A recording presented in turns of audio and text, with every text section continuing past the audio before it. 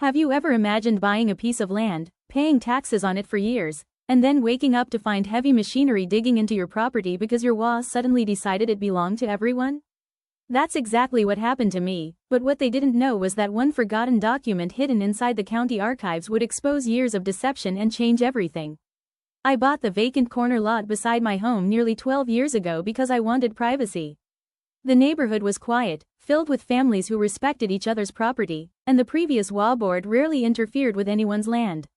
I paid every property tax bill on time, maintained the grass, planted trees along the edges, and even installed decorative rocks so erosion wouldn't wash away the soil during heavy storms. Most neighbors knew the lot belonged to me, and many even thanked me for keeping it clean instead of allowing weeds to spread throughout the community. Everything changed after a new HOA president named Gregory Lawson was elected. Gregory had previously worked for a regional real estate developer and immediately began talking about increasing property values by creating more shared community amenities. During meetings he constantly mentioned building additional walking trails, a picnic area, and expanded guest parking. At first everyone appreciated the ideas, but gradually his plans became more aggressive. One afternoon while I was returning from work, I noticed survey stakes driven into my vacant lot. Thinking the county was performing utility work, I called the city engineering department. They informed me they had issued no permits. The following morning a construction crew arrived with excavators and dump trucks. I stopped the workers before they unloaded their equipment.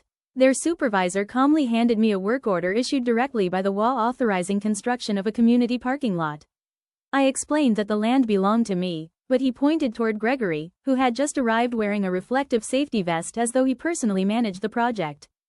Gregory confidently claimed that according to HOA records, my lot had been mistakenly listed under my ownership years ago and was actually designated common property. He even carried what looked like official neighborhood maps highlighting my land in green as community space. I demanded proof. Instead of answering, Gregory threatened legal action if I interfered with approved community improvements. Furious, I immediately contacted the county recorder's office. The clerk searched the digital system and confirmed I remained the legal owner. However, Gregory insisted the county files were outdated and that the HOA possessed corrected documents. That explanation didn't make sense. HOAs cannot simply rewrite property ownership. I hired a licensed surveyor who spent 2 days locating the original boundary monuments buried beneath years of dirt. Every measurement confirmed exactly what my deed described. The lot was mine from corner to corner. Gregory dismissed the survey as inaccurate and ordered construction to continue anyway. The workers hesitated after seeing the surveyor's stamped drawings, but Gregory pressured them by threatening to cancel their contract. Fortunately, one experienced equipment operator refused to move another inch without written authorization from the county. That delay gave my attorney enough time to file for an emergency injunction. During discovery we requested every document Gregory relied upon.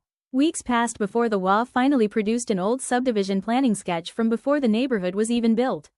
It wasn't a legal plat. It was simply an early concept drawing showing possible locations for future amenities. Gregory had intentionally treated it as though it replaced recorded deeds. The judge was visibly irritated when he realized the HOA had ignored legally recorded property records.